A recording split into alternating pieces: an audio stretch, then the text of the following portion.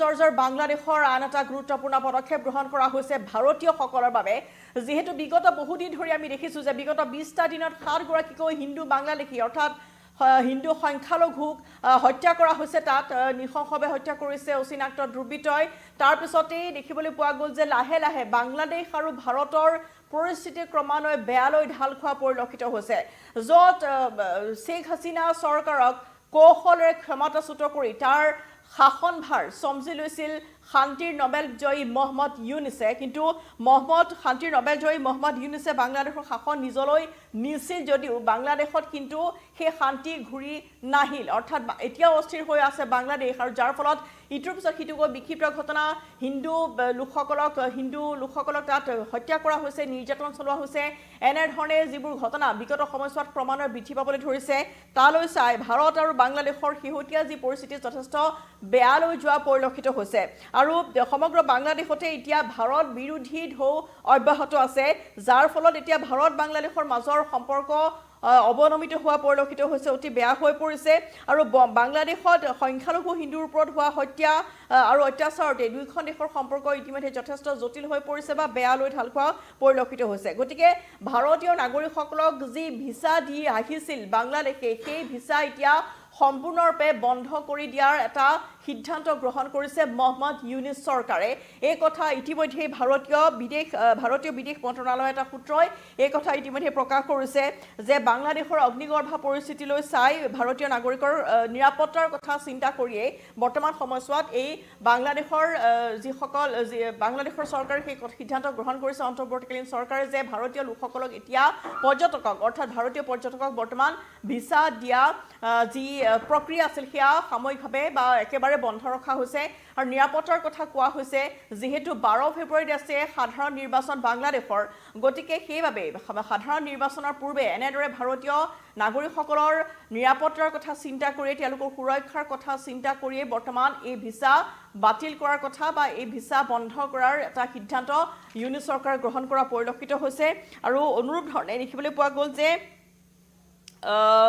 য'ত আচলতে বাংলাদেশে কলকাতা থকা উপ-দূতাবাসৰ সেৱা বন্ধ কৰাৰ সিদ্ধান্ত গ্ৰহণ কৰিছে আৰু ভাৰতীয় পৰ্যটকৰ ভিছা সম্পূৰ্ণ বন্ধ হৈ পৰিছে দিল্লী আৰু আগৰতলাৰ উপ-দূতাবাসেও পূৰ্বেও ভাৰতীয় নাগৰিকক পৰ্যটক ভিছা দিয়াৰ কাম বন্ধ কৰিছিল আৰু এতিয়া কলকাতাৰ উপ-দূতাবাসও বন্ধ হোৱাত এতিয়া এই সম্পূৰ্ণ যি প্ৰক্ৰিয়া আছিল পৰ্যটন ভিছা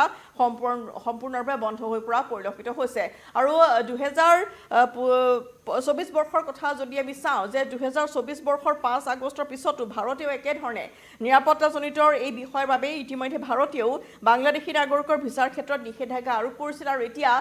বাংলাদেশত যিহেতু ভাৰত বিৰোধী ঢৌ অব্যাহত আছে বিভিন্ন তাত সংখ্যালঘু হিন্দুসকলৰ ওপৰত যেনেধৰণৰ নিৰ্যাতন অত্যাচাৰ চলি আহিছে সাংবাদিকৰ ওপৰত অতৰ্কিত আক্ৰমণ আততায়ী বা দুৰ্বৃত্তৰ সমান্তৰালভাৱে ব্যৱসায়ীসকলক তাত গুলীয়া হত্যা কৰা হৈছে সৰু সৰু কথাতে মহিলাক তাত নিৰ্যাতন চলোৱা হ'ল য'ত এগৰাকী হিন্দু মহিলাক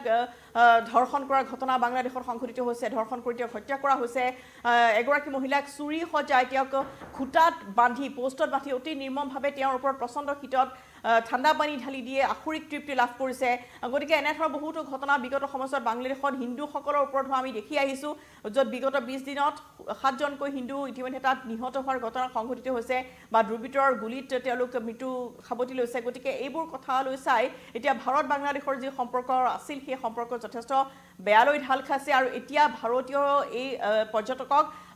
যি ভিছা আছিল পৰ্যটকক ভিছা দিয়া যি সিদ্ধান্ত সেয়া বৰ্তমান বাতিল কৰাৰ এটা সিদ্ধান্ত ইউনুছ চৰকাৰে গ্ৰহণ কৰিছে আৰু কলকাতা নতুন দিল্লী আৰু আগৰতলাৰ উপ উচ্চায়ুক্তৰ জৰিয়তে প্ৰদান কৰা বিজনেছ আৰু ৱৰ্ক ভিছা এই নিষেধাজ্ঞাৰ পৰিসৰৰ বাহিৰত আছে অৰ্থাৎ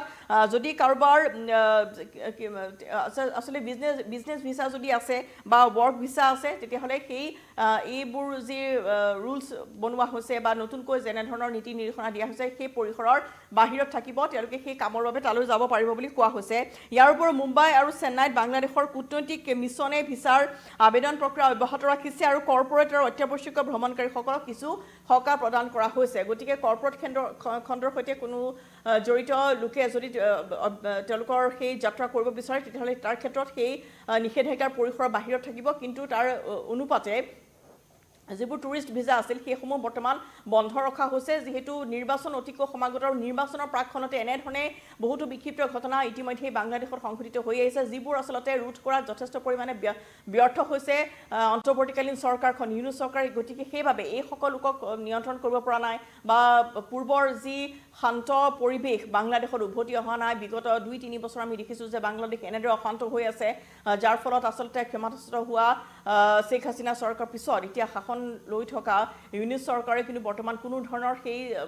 স্থিৰতা আনি দিব পৰা নাই বা শান্তি আনি দিব পৰা নাই বাংলাদেশত যাৰ ফলত এতিয়া ভাৰতীয়সকলৰ ওপৰত নিৰ্যাতনৰ সংখ্যা দিনক দিনে বৃদ্ধি পাবলৈ ধৰিছে আৰু সমান্তৰালভাৱে যেনেধৰণৰ বিগত সময়ছোৱাত সেইবোৰ ঘটনা সংঘটিত হ'ল তাক লৈ ভাৰতীয় কেন্দ্ৰীয় চৰকাৰ যথেষ্ট উদ্বিগ্ন হৈ পৰিছে বাংলাদেশ চৰকাৰলৈ লিখিতভাৱে তেওঁলোকে আবেদন জনাইছে যাতে হিন্দুৰ ওপৰত আক্ৰমণ কৰা বা হিন্দু লোকসকলক তাৰ নিৰাপত্তা সুৰক্ষা সুনিশ্চিত কৰিবলৈ আহ্বান জনোৱা হৈছিল তেনেধৰণৰ পত্ৰ প্ৰেৰণ কৰা হৈছিল বাংলাদেশলৈ আৰু সমান্তৰালভাৱে এতিয়া বাংলাদেশে ভাৰতীয় লোকসকলৰ নিৰাপত্তাৰ কথা চিন্তা কৰি বৰ্তমান এই যি আচলতে ভিসা বাতিলৰ সিদ্ধান্ত গ্ৰহণ কৰিছে আৰু ভ্ৰমণৰ ব্যৱসায়ৰ বাবে সাময়িক বিৰতিৰ ফলত এতিয়া ছুটি দূৰত্বৰ অৱসৰ ভ্ৰমণ IMCৰ গতিবিধি আৰু শেষ মুহূৰ্তত বাংলাদেশলৈ গ্ৰুপ প্ৰস্থানত প্ৰভাৱ পৰাৰ এয়া সম্ভাৱনা থাকিব এই নতুন নীতিৰ ফলত আৰু ট্ৰেভেল কোম্পানীসমূহক চৰকাৰী আপডেটসমূহ নিবিড়ভাৱে নিৰীক্ষণ কৰিবলৈ দিয়া হৈছে যাতে এই সকলোবোৰ বাংলাদেশ চৰকাৰে শেহতীয়াকৈ কেনেধৰণে আচলতে তেওঁলোকৰ সেই ভ্ৰমণৰ ক্ষেত্ৰত কি বাধ্যবাধকতা থাকিব তাক তেওঁলোকৰ ৱেবছাইটত দিব গতিকে চৰকাৰী আপডেটসমূহ নিবিড়ভাৱে পৰীক্ষণ কৰাৰ পিছতহে এই লোকসকলক ভিজাৰ ক্ষেত্ৰত তেওঁলোকে সহায় কৰিবলৈ বা সেই প্ৰক্ৰিয়া আৰম্ভ কৰিবলৈ আহ্বান জনোৱা হৈছে আৰু সমান্তৰালভাৱে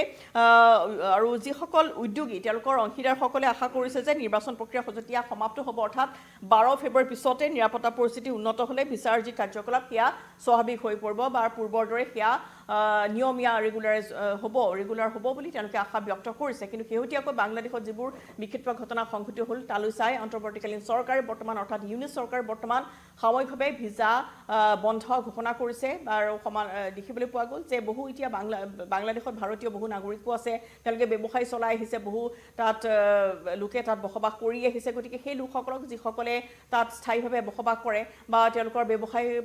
আছে গতিকে সেই লোকসকলকো এই সময়ছোৱাত অতি সাৱধানে থাকিবলৈ ভাৰতীয় দূতাবাসে আহ্বান জনোৱা পৰিলক্ষিত হৈছে আৰু সমান্তৰালভাৱে এতিয়া